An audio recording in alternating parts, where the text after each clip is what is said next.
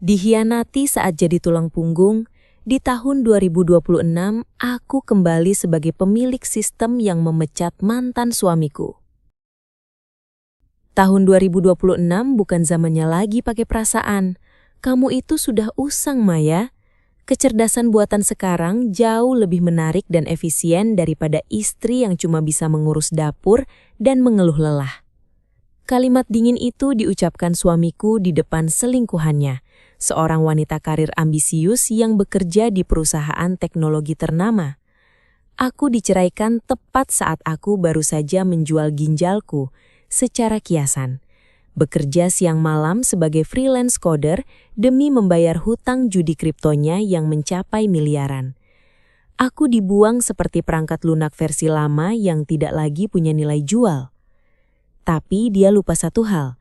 Di dunia tahun 2026 yang serba otomatis ini, siapa yang memegang kode, dialah yang memegang kendali.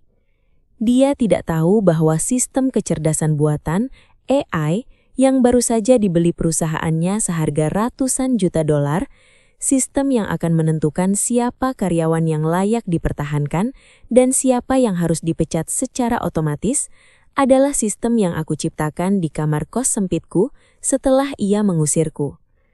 Siap melihat bagaimana seorang wanita yang dianggap sampah teknologi memprogram ulang nasib orang-orang yang mengkhianatinya? Tonton kisah ini sampai selesai. Sebelum kita mulai, tulis di kolom komentar, menurut kalian apakah teknologi bisa menggantikan kesetiaan? Jangan lupa klik like dan subscribe. Mari kita masuk ke ceritanya. Tahun 2026 seharusnya menjadi tahun masa depan yang cerah. Mobil otonom sudah mulai memenuhi jalanan Jakarta dan hampir semua pekerjaan administratif digantikan oleh algoritma. Namun bagiku, Maya, tahun ini adalah tahun tergelap dalam hidupku. Suamiku Adrian adalah seorang manajer operasional di sebuah perusahaan logistik besar. Namun di balik setelan jas mewahnya, ia adalah seorang pecandu investasi bodong. Tahun lalu, saat pasar kripto hancur, Adrian kehilangan seluruh tabungan kami, termasuk sertifikat rumah peninggalan ibuku. Maya, tolong aku. Sekali ini saja. Kalau aku tidak bayar, mereka akan membawaku ke jalur hukum. Tangisnya di kakiku setahun yang lalu. Karena cinta, aku menyerahkan segalanya. Aku yang dulunya adalah lulusan terbaik teknik informatika, namun memilih menjadi ibu rumah tangga, terpaksa kembali ke dunia kode. Selama setahun penuh, aku bekerja diam-diam di malam hari. Aku menerima proyek-proyek coding tingkat tinggi dari luar negeri dengan identitas anonim, The Ghost Architect. Aku berhasil. Uang hasil kerja kerasku sebagai pengembang sistem keamanan AI melunasi semua hutang Adrian. Kami kembali bisa bernafas lega. Namun, saat ekonomi kami pulih, sifat Adrian berubah. Ia mulai merasa malu memilikiku yang selalu terlihat lelah dengan lingkaran hitam di bawah mata karena kurang tidur. Ia mulai berselingkuh dengan seorang manajer baru di kantornya bernama Vanya. Vanya adalah tipikal wanita tahun 2026 yang sangat terobsesi dengan citra dan teknologi. "Kamu tahu, Adrian?" ucap Vanya suatu malam saat aku sengaja pulang cepat dan mendengar mereka di ruang tamu. "Perusahaan kita akan melakukan efisiensi besar-besaran. Semua karyawan yang kinerjanya di bawah standar AI akan di-PHK. Istrimu itu, kalau dia bekerja di sini, dia pasti jadi orang pertama yang ditendang oleh sistem." Adrian tertawa, tawa yang sangat menyakitkan. Dia memang sudah tidak relevan, Vanya. Makanya, aku sudah menyiapkan surat cerai. Aku butuh pendamping yang cerdas sepertimu untuk naik ke posisi direktur. Bukan beban seperti dia. Malam itu, Adrian tidak memberiku ruang untuk bicara. Aku sudah memindahkan sisa uang di rekening bersama ke rekening pribadiku. Ini surat cerainya. Kamu bisa pergi ke rumah orang tuamu di desa. Tahun 2026 terlalu keras untuk wanita lambat seperti kamu. Aku keluar dari rumah itu tanpa membawa apapun kecuali laptop bututku. Laptop yang berisi kode-kode raksasa yang tidak pernah diketahui Adrian. Aku menyewa sebuah kamar kos sempit di pinggiran kota yang bising. Di sana, Aku kembali membuka laptopku. Tangisku berhenti. Mataku menatap tajam pada barisan kode hijau di layar. Selama setahun ini, aku tidak hanya mengerjakan proyek orang lain. Aku sedang menyempurnakan sebuah protokol bernama Astrea 01. Astrea adalah dewi keadilan dalam mitologi. Dan di tahun 2026 ini, dia akan hadir dalam bentuk kode biner. 2 bulan kemudian, perusahaan Adrian mengumumkan bahwa mereka telah memenangkan lisensi eksklusif untuk menggunakan sistem manajemen SDM paling canggih di dunia, yang dibuat oleh perusahaan rintisan misterius bernama Nexus Tech. Sistem ini diklaim bisa mendeteksi integritas, kejujuran, dan produktivitas karyawan secara absolut. Adrian sangat bangga. Ia merasa posisinya akan aman karena ia adalah orang yang merekomendasikan sistem ini kepada pemilik perusahaan. Ia tidak tahu bahwa pemilik Nexus Tech adalah aku yang bergerak lewat bantuan Pak Broto, pengacaraku yang setia, dan identitas anonimku. Malam sebelum sistem itu diaktifkan secara nasional, aku duduk di depan komputerku. Aku memasukkan satu perintah terakhir ke dalam root sistem Astrea. If integritas lebih kecil dari 0% dan histori sama dengan Adrian Pratama, action total exposure. Kamu bilang tahun 2026 bukan zamannya pakai perasaan, Adrian? Gumamku sambil menekan tombol enter. Mari kita lihat bagaimana logikamu bekerja saat sistem yang kau puja justru membongkar seluruh borokmu di depan dewan direksi. Esok pagi adalah hari peluncuran sistem itu, hari di mana Adrian berencana melamar Vanya di kantor dan merayakan kenaikan jabatannya. Dia tidak sadar bahwa dia baru saja membukakan pintu untuk kehancurannya sendiri, yang dikirim langsung melalui sinyal cloud dari kamar kos yang ia anggap remeh. Pagi di Jakarta tahun 2026 selalu dimulai dengan hiruk-pikuk teknologi. Di luar kamar kosku, drone pengantar barang berseliweran di langit.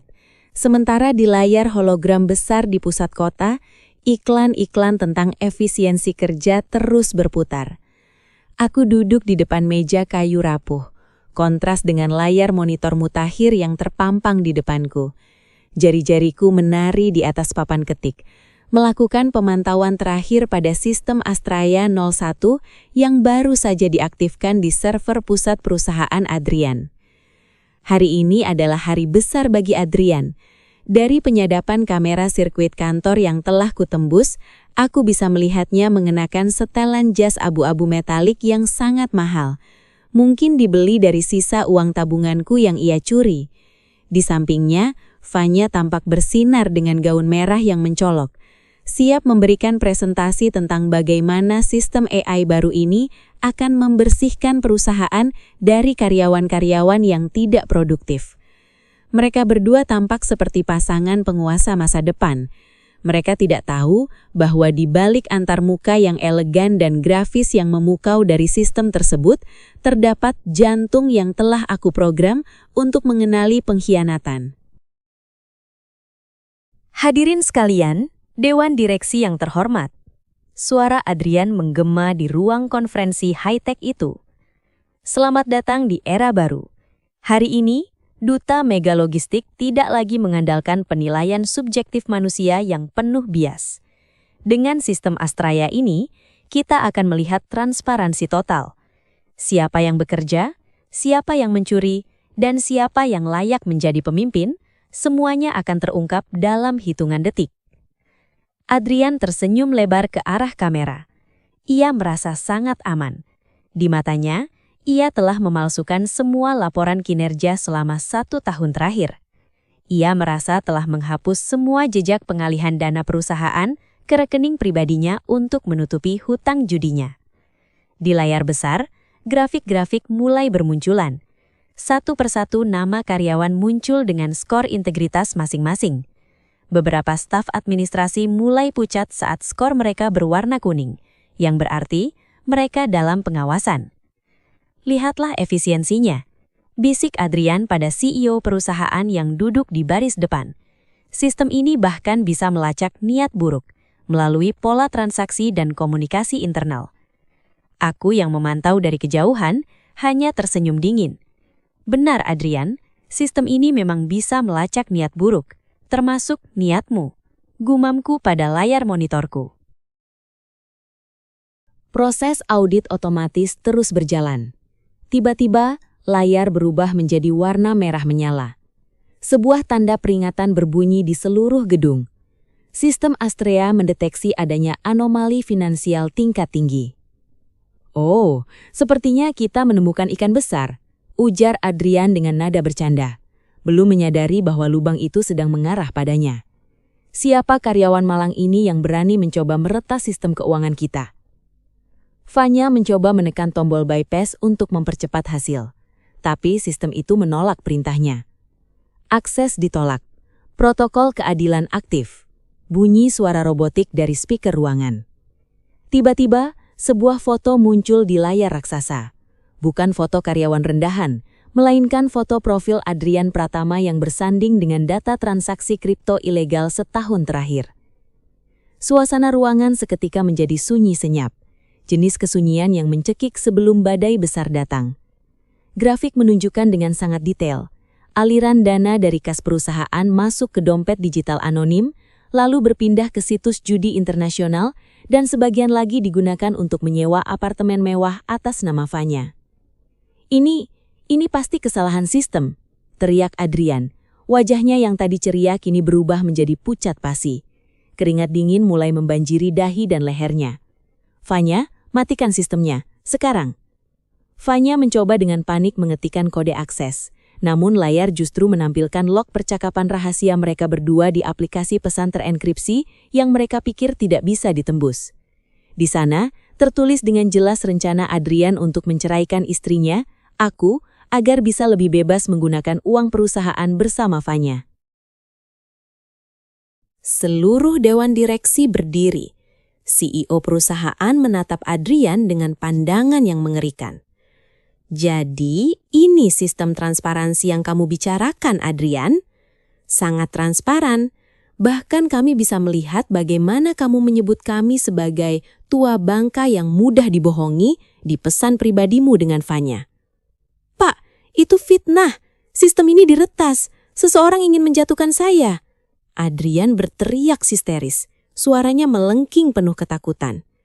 Saat itulah aku memutuskan untuk muncul secara digital. Aku mengaktifkan modul komunikasi dua arah pada layar konferensi. Wajahku muncul di layar raksasa, menggantikan data transaksi mereka. "Halo Adrian, halo Fanya," sapaku dengan suara yang tenang namun berwibawa. Adrian terpaku menatap layar. "Maya, bagaimana kamu bisa? Apa yang kamu lakukan di sana?" "Aku sedang melakukan apa yang kamu katakan tadi pagi, Adrian.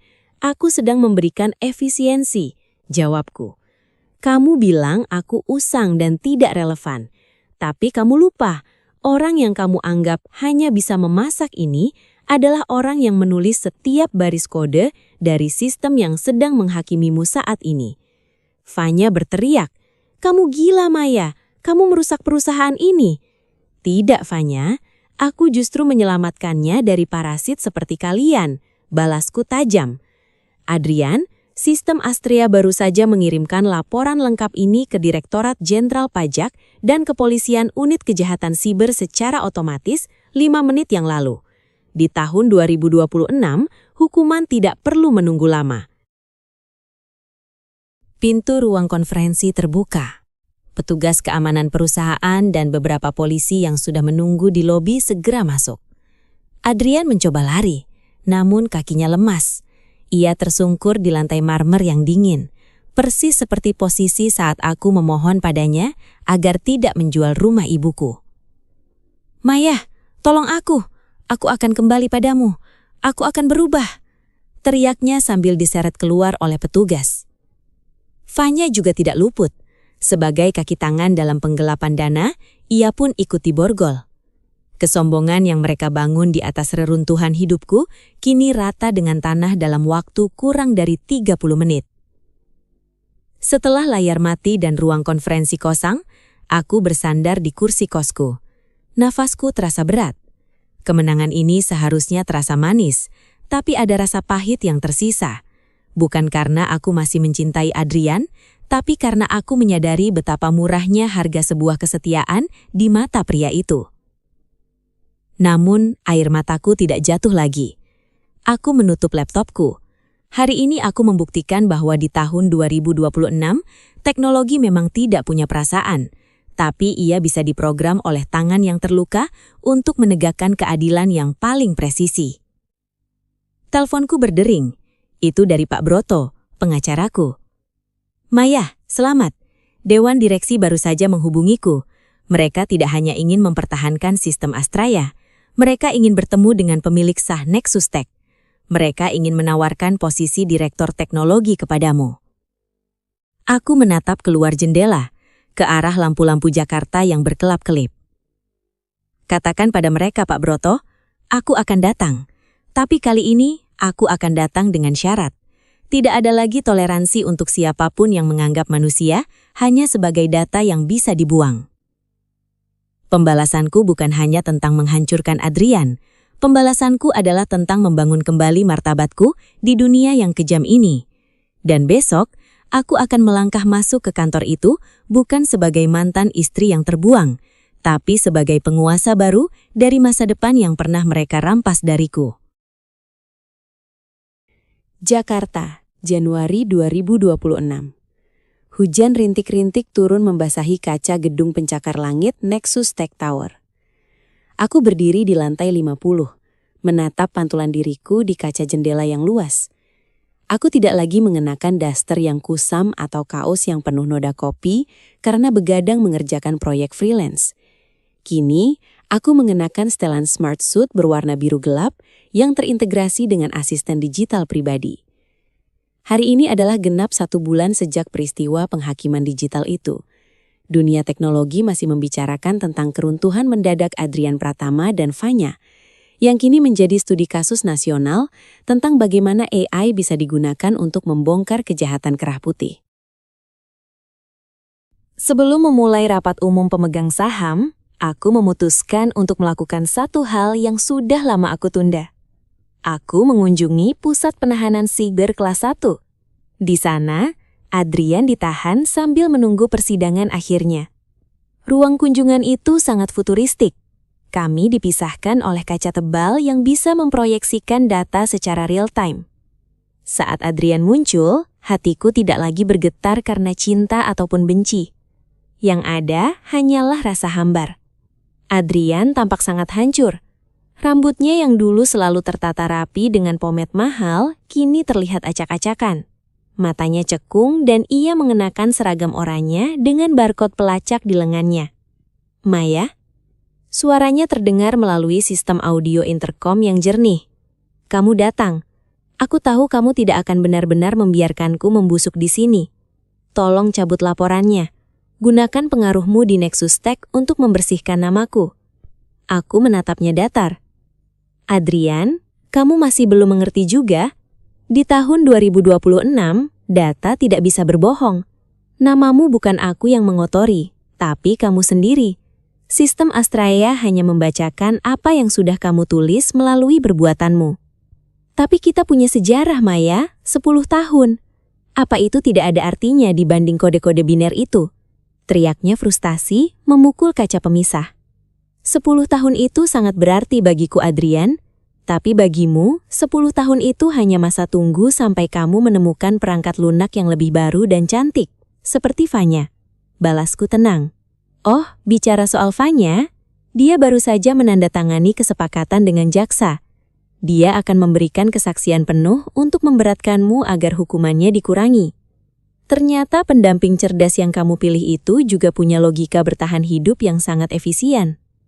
Adrian jatuh terduduk di kursi plastiknya. Ia menyadari bahwa ia benar-benar sendirian. Di dunia yang ia anggap tidak butuh perasaan ini, ia baru saja dikhianati oleh logika dingin yang ia puja sendiri.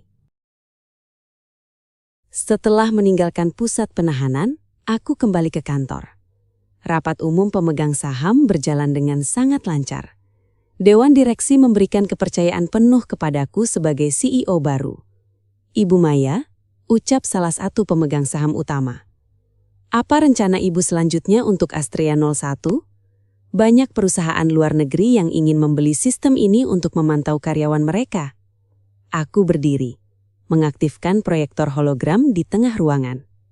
Rencanaku bukan untuk menjualnya sebagai alat pemantau.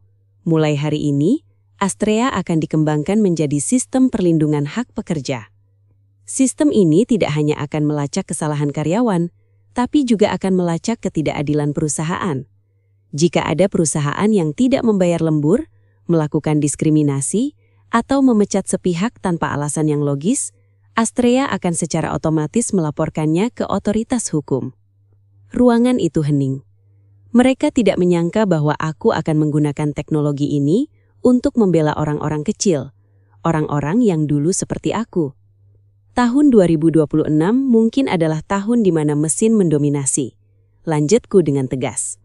Tapi saya akan memastikan bahwa di bawah kepemimpinan saya, mesin-mesin ini memiliki hati yang diprogram untuk keadilan.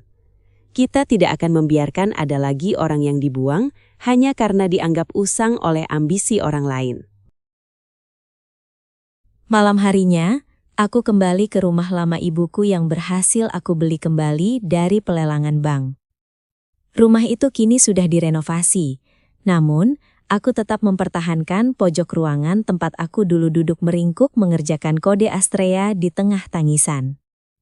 Aku duduk di sana, menyesap teh hangat sambil menatap langit malam Jakarta yang penuh dengan lampu-lampu drone. Hidupku telah berubah total. Aku bukan lagi korban pengkhianatan. Aku adalah arsitek dari nasibku sendiri. Adrian mungkin akan menghabiskan 10 tahun ke depan di dalam sel, merenungi kesalahan logikanya. Vanya mungkin akan kehilangan kariernya selamanya, tapi itu bukan urusanku lagi. Aku telah melepaskan mereka dari sistem memoriku. Aku membuka tablet digitalku dan melihat sebuah notifikasi. Update kehidupan. Status, sukses. Integritas, 100%. Aku tersenyum kecil. Ternyata, kebahagiaan terbaik bukanlah saat kita membalas dendam, melainkan saat kita berhasil naik begitu tinggi hingga orang-orang yang dulu meremehkan kita bahkan tidak bisa lagi melihat bayangan kita. Itulah akhir dari kisah Maya di tahun 2026. Sebuah pengingat bagi kita semua bahwa di zaman yang semakin canggih ini, kepintaran tanpa integritas adalah resep untuk kehancuran. Jangan pernah menganggap remeh orang-orang yang saat ini sedang berjuang dalam diam demi mendukungmu. Karena mereka mungkin adalah orang yang paling tahu cara meruntuhkan duniamu jika kamu berkhianat. Kisah Maya mengajarkan kita bahwa teknologi hanyalah alat. Di tangan yang jahat, ia menjadi senjata penindas. Tapi di tangan yang terluka namun bijaksana, ia bisa menjadi pedang keadilan. Terima kasih telah menemani perjalanan narasi yang panjang dan penuh emosi ini. Sebelum kita berpisah, saya ingin melempar satu pertanyaan terakhir untuk kita renungkan. Jika kalian memiliki kekuatan untuk menciptakan satu sistem AI yang bisa memperbaiki dunia, sistem seperti apa yang akan kalian buat? Tulis ide-ide brilian kalian di kolom komentar. Jangan lupa untuk menekan tombol like jika kalian merasa puas dengan akhir kisah ini. Bagikan kepada teman-teman kalian sebagai pengingat tentang arti kesetiaan, dan pastikan kalian sudah subscribe agar tidak ketinggalan kisah inspiratif berikutnya. Ingat, masa depan tidak ditentukan oleh seberapa canggih mesinmu, tapi oleh seberapa besar integritas di dalam hatimu.